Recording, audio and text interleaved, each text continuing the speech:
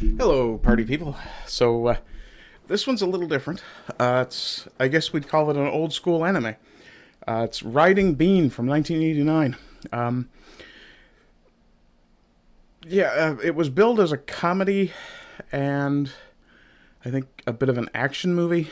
I don't think that's necessarily fair. There are certainly moments where you will laugh, but I think probably the best way to put it is that it's definitely an anime. It's a little bit into the sci-fi a touch as well. One thing I will say is that this character... Oh, you can't see my cursor. Just one second. That's because I haven't got my browser set up properly. Okay, let's get that done. Okay, now let's take away the vid cover. And, of course, because I haven't got my browser set up properly, the proportions are all screwy, too. Let's, there. There we go. That'll do. Okay. So, anyway, as I was saying, and now, of course, you can't see my... There it is. Okay, so this character doesn't really look the same in the show. Not really important. One thing I will say is when I grabbed this graphic to create the thumbnail, even this poster is just beautifully hand-painted. It is amazing when you get up close. We'll see if we can get a bit closer.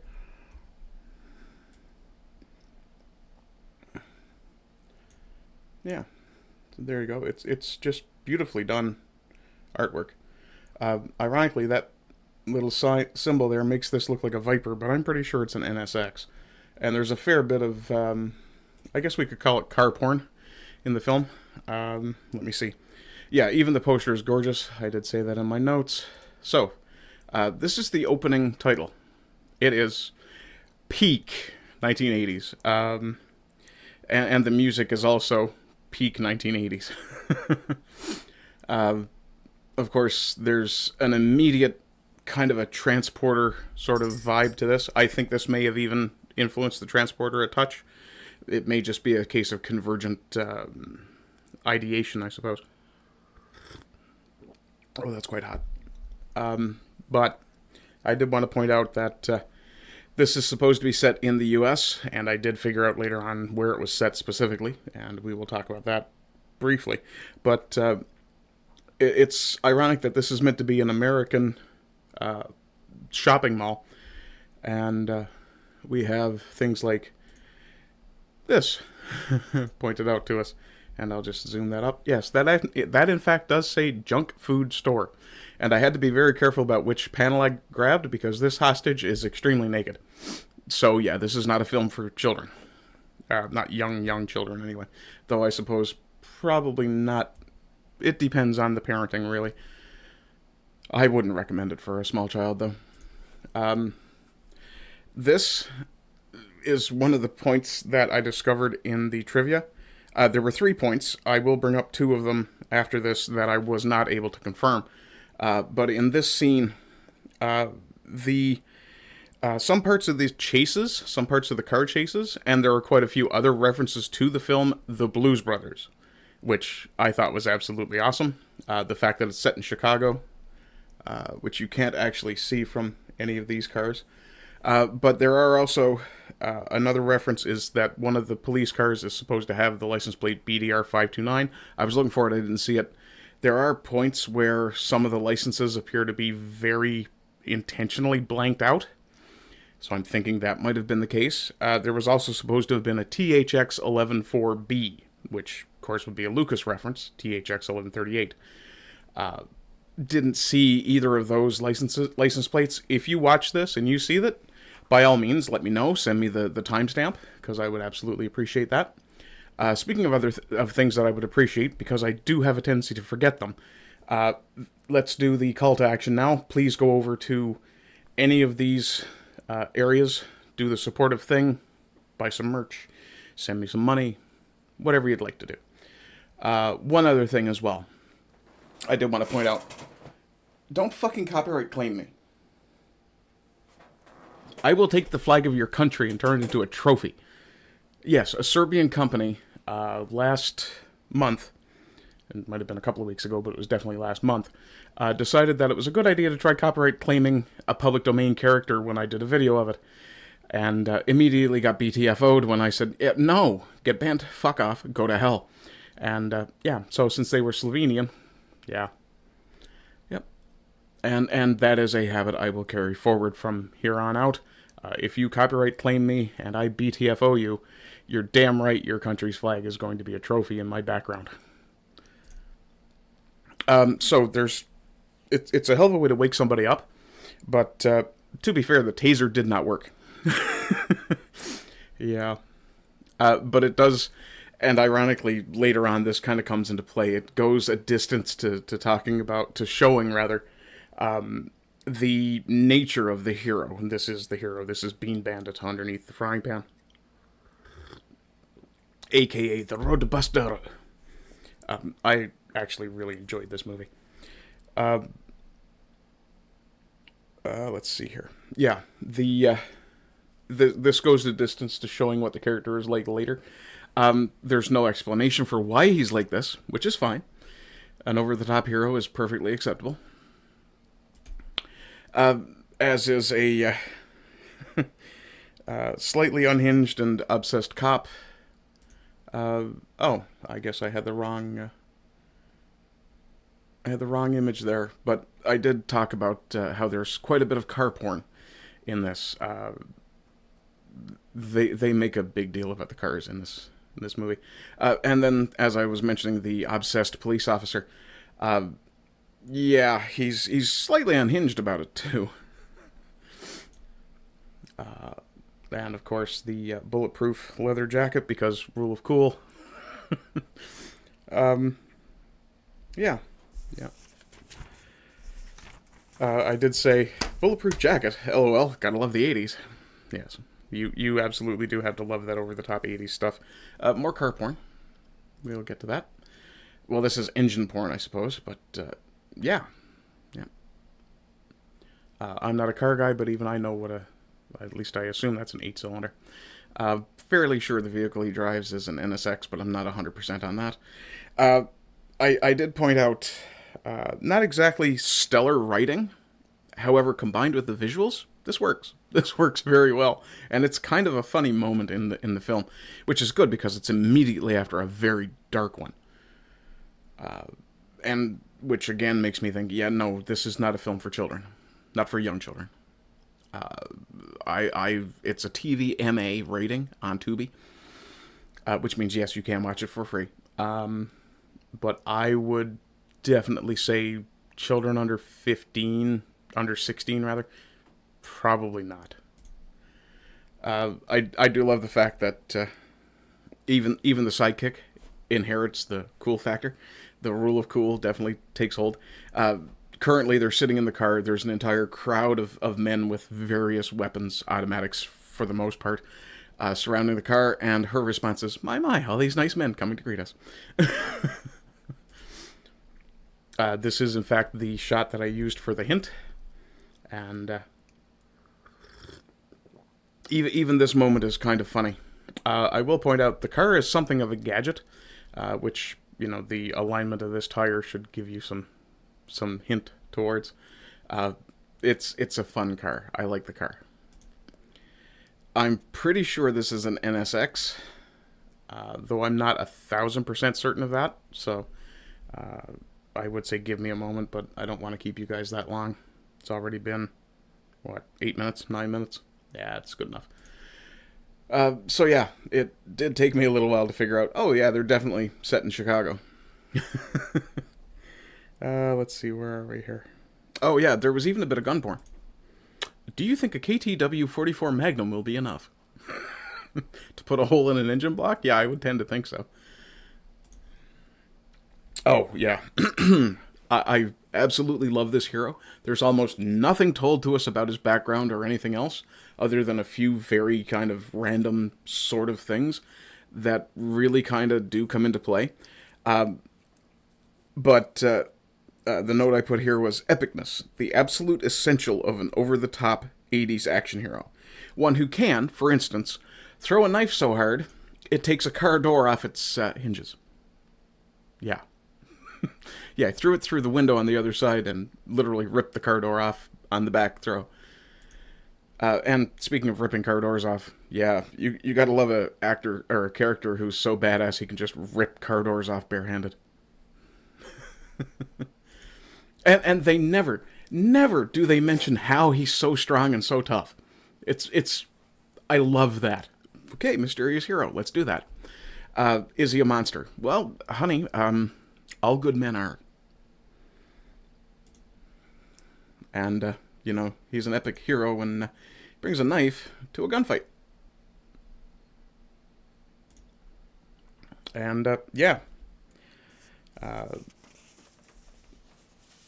Okay, so yeah, the note I put here was okay. So superhero, superhuman, cool beans. I did have to practice a little bit of just in case censorship. Actually, that picture is not quite as big as it should be. My apologies. Oops. Oh. There we are. So yeah, I did have to do just the one bit of censorship here. And I will point out that this is the sidekick who gets this kill and does it in a way that is slicker than wet snot. It is an amazing moment. And this movie has a lot of stuff where you'll watch it and you'll go, well, wait a second, that probably influenced this, that probably influenced that. And it's really nice to see that interplay, because there's clearly a lot of influence from the Blues Brothers in this movie. Just in the car chases, some of the dialogue isn't too far off. Yeah. And, of course, the very end shot is a fade out into the sunset, as the hero says, well, we can still have a lot of fun here. I absolutely recommend this movie. I realize this is actually a bit of a short one, but I absolutely have to recommend this movie. It's short. I believe it was only a little over an hour, maybe a little less. But apparently it's actually based on an anime series, TV show, that got one episode and got canceled. And then, I guess, the author decided to create a manga using the characters, but with different stories. Using the characters, but not prominently. Using different characters more prominently. Raleigh, for example, the sidekick, is the primary antagonist in the manga that he created. It's a whole thing. Go check out the trivia section on IMDb. Which is also, ironically, where I came across the Blues Brothers references and things like that. As far as my ranking for this,